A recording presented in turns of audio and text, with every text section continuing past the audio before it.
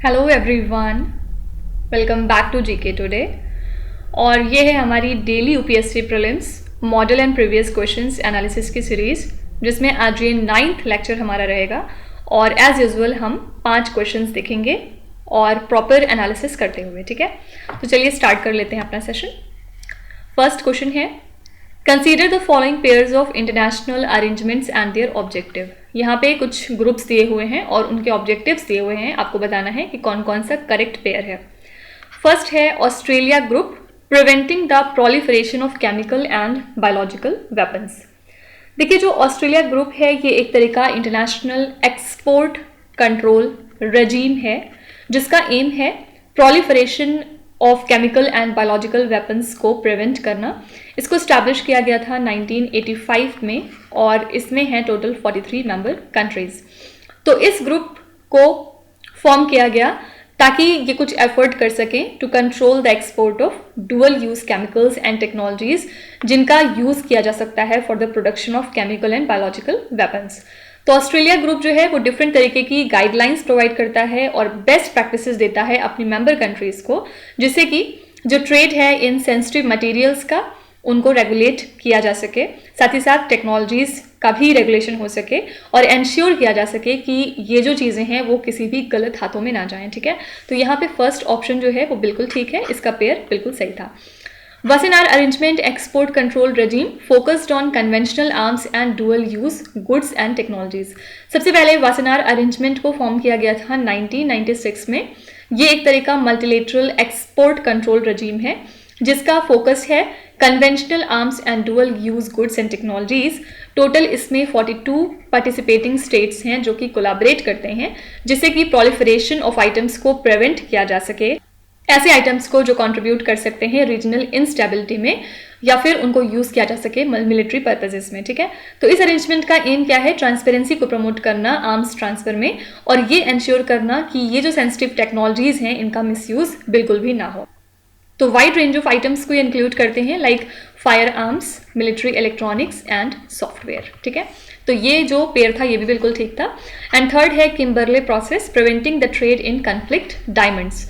Kimberley process certification scheme को initiate किया गया था 2003 में। ये एक तरह का इंटरनेशनल अरेंजमेंट है जिसका फोकस है जो ट्रेड होता है कन्फ्लिक्ट डायमंड्स में उसको प्रिवेंट करना। इसको आप ब्लड डायमंड्स भी कहते हैं। और कन्फ्लिक्ट डायमंड्स क्या होता है? बेसिकली ये एक तरह का रफ डायमंड है जो कि माइन किया जाता है वॉर जोन्स में और फिर बाद में इसको सेल किया जाता है, जिससे कि आर्म्ड कन्फ्लिक्ट फिनेंस हो सके अगेंस्ट द गवर्नमेंट, ठीक है। तो इस स्कीम में गवर्नमेंट्स इंक्लूडेड होती हैं, डायमंड की इंडस्ट्रीज इंक्लूडेड हैं, इसके अलावा जो सिविल सोसाइटी ऑर्गेनाइजेशन है वो भी इसमें इंक्लूडेड होती हैं। तो ये एक तरह का सर्टिफिकेशन प्रोसेस इस्टेब्लिश करता है जिससे कि एंश्योर किया जाए कि जो रफ डायमंड है वो सोर्स हुए हैं फ्रॉम कन्फ्लिक्ट फ्री एरियाज। और इस स्कीम का एम है to eliminate the trade in conflict diamonds और कुछ एथिकल प्रैक्टिसेस को प्रमोट करना हमारी डायमंड इंडस्ट्री में, जिससे कि पीस और स्टेबिलिटी बढ़ सके डायमंड प्रोड्यूसिंग रीजन्स में, ठीक है। तो यहाँ पे एक्चुअली तीनों ही जो पेयर दिए हुए हैं बिल्कुल ठीक थे। आंसर हो जाएगा all 3 pairs, that is option number C. Next question पे चलेंगे। In the context of the Reserve Bank of India's pilot project for the digital rupee that is e rupee, consider the following observations. तो Reserve Bank का जो pilot project था for e rupee, उससे related 2 बातें लिखी हुई हैं, आपको बताना है कौन कौन सा सही है। CBDC offers a level of anonymity similar to paper currency, ensuring the privacy for transactions up to a certain threshold। ये बात बिल्कुल सही है और डेफिनेटली अनलाइक यूपीआई है, क्योंकि यूपीआई में जो ट्रांजैक्शंस हैं उनके रिकॉर्ड्स ज़्यादा ट्रेसेबल होते हैं, ठीक है। तो फर्स्ट ऑप्शन सही था। सेकेंड है CBDC can drastically reduce the time and cost involve in the cross border transactions. ये भी बात बिल्कुल सही है। किस तरह क्रॉस बॉर्डर ट्रांजैक्शंस को फैसिलिटेट करता है? By enabling the real time transfers between the countries, जिससे कि इंटरमीडियरीज की हमें जरूरत नहीं पड़ती, लाइक करस्पॉन्डेंट बैंक्स, ठीक है। तो दोनों बातें बिल्कुल सही थी। आंसर है both 1 and 2, option number C. Next question पे चलेंगे। KS Valdiya committee sometime seen in the news is associated with which of the following. KS Valdiya committee के बारे में 4 बातें लिखी हुई हैं, आपको बताना है कि ये किस चीज से रिलेटेड कमिटी फॉर्म की गई थी। देखिए, केएस वाल्दिया कमिटी ने एक अपनी रिपोर्ट सबमिट करी थी यूनाइटेड वाटर रिसोर्सेज मिनिस्ट्री को जिसमें इन्होंने कंक्लूड किया था कि जो सरस्वती रिवर है जो अब तक कंसीडर की जाती थी मिथिकल, वो एग्जिस्ट करती थी। और इस कमेटी में डिफरेंट जियोलॉजिस्ट मौजूद थे, आर्कियोलॉजिस्ट थे, हाइड्रोलॉजिस्ट थे। उन्होंने ये बताया कि इनको एविडेंस मिला है रिवर सरस्वती के कोर्स का। इसके अलावा कमेटी ने यह भी रिकमेंड किया था कि गवर्नमेंट को ऐसे लॉज बनाने चाहिए जिससे कि वाटर का एक्सट्रैक्शन रेगुलेट हो सके फ्रॉम पेलियो चैनल्स, जहाँ पे लो रेनफॉल होती है ड्राई स्ट्रेचेस में हमारे, और जो रेकलेस एक्सप्लॉयटेशन है फ्रेश वाटर का for irrigation and other purposes, उनको भी टैकल किया जाए। ठीक है, तो अब ऑप्शंस पढ़ते हैं।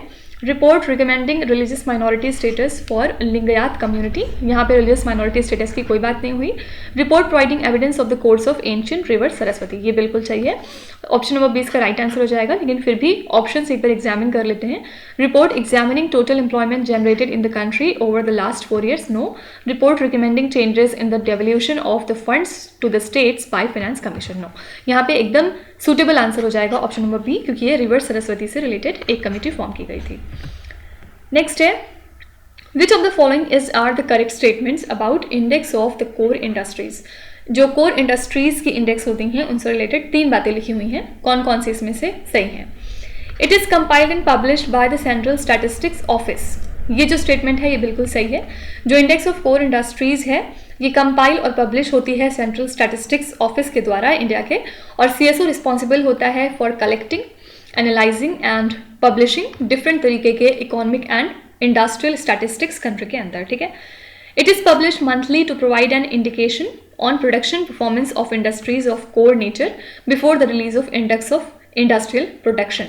ये भी स्टेटमेंट बिल्कुल सही है, क्योंकि जो इंडेक्स ऑफ कोर इंडस्ट्रीज है इसको मंथली बेसिस पे पब्लिश किया जाता है, और इसमें हमें एक तरह का इंसाइट मिलता है into the production performance of 8 core industries.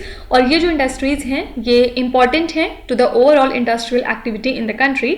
तो जो डेटा है from the index of core industries वो एक अर्ली साइन हमें देता है इंडस्ट्रियल प्रोडक्शन ट्रेंड्स का, जबकि अभी index of industrial production data release नहीं हुआ। ठीक है, ये बात भी बिल्कुल सही है। द 8 कोर इंडस्ट्रीज आर कौन कौन सी? Coal, crude oil, natural gas, refinery products, fertiliser, steel, cement and electricity. ये बातें बिल्कुल सही हैं। जो हमारी 8 कोर इंडस्ट्रीज हैं इंडिया के अंदर वो कौन कौन सी हैं? फर्स्ट है कोल, सेकंड है क्रूड ऑयल, थर्ड है नेचुरल गैस, फोर्थ है रिफाइनरी प्रोडक्ट्स, फिफ्थ है फर्टिलाइजर, सिक्स्थ है स्टील, सेवेंथ है सीमेंट एंड एट्थ है इलेक्ट्रिसिटी। यहाँ पे बिल्कुल सही बातें लिखी हुई हैं। आंसर है 1, 2 and 3, that is option number D.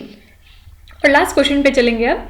According to Indus Water Treaty, which of the following rivers were given to India? Indus Water Treaty के मुताबिक इसमें से कौन कौन सी रिवर्स हैं जो इंडिया को दी गई थी? Jhelum, Chenab and Indus, Chenab, Ravi and Beas, Sutlej, Beas and Ravi, Sutlej, Jhelum and Indus. देखिए, सबसे पहले जो इंडस वाटर ट्रीटी है ये एक तरीके का वाटर शेयरिंग एग्रीमेंट था बिटवीन इंडिया एंड पाकिस्तान, जिसको कि साइन किया गया था 1960 में। तो जो रिवर्स एलोकेट हुई हैं इंडिया को वो कौन कौन सी हैं? Sutlej, Beas and Ravi, that is option number C. ठीक है, तो अंडर दिस वाटर ट्रीटी ये 3 रिवर्स ऐसी हैं जिनको डेजिग्नेट किया गया एज द ईस्टर्न रिवर्स, और इंडिया जो है वो अनरिस्ट्रिक्टेड यूज कर सकता था इस पानी का for different purposes like irrigation, power generation और अदर टाइप के जो नॉन कंजम्पटिव यूजेस होते हैं। ठीक है, वहीं दूसरी तरफ अगर हम देखेंगे जो वेस्टर्न रिवर्स हैं, वेस्टर्न रिवर्स हमारी कौन कौन सी हैं? इंडस, झेलम एंड चेनाब, ये एलोकेट की गई थी पाकिस्तान को। ठीक है, तो यहाँ पे आप ऐसे कह सकते थे कि जो थर्ड ऑप्शन है वो इंडिया को दिया गया था।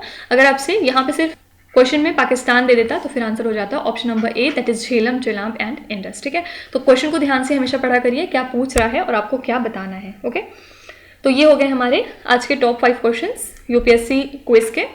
कल हम फिर से मिलेंगे नेक्स्ट 5 क्वेश्चन के साथ। Till then stay tuned. Thank you so much for watching and please do not forget to subscribe to GK today. With this Meenu Saxena signing of.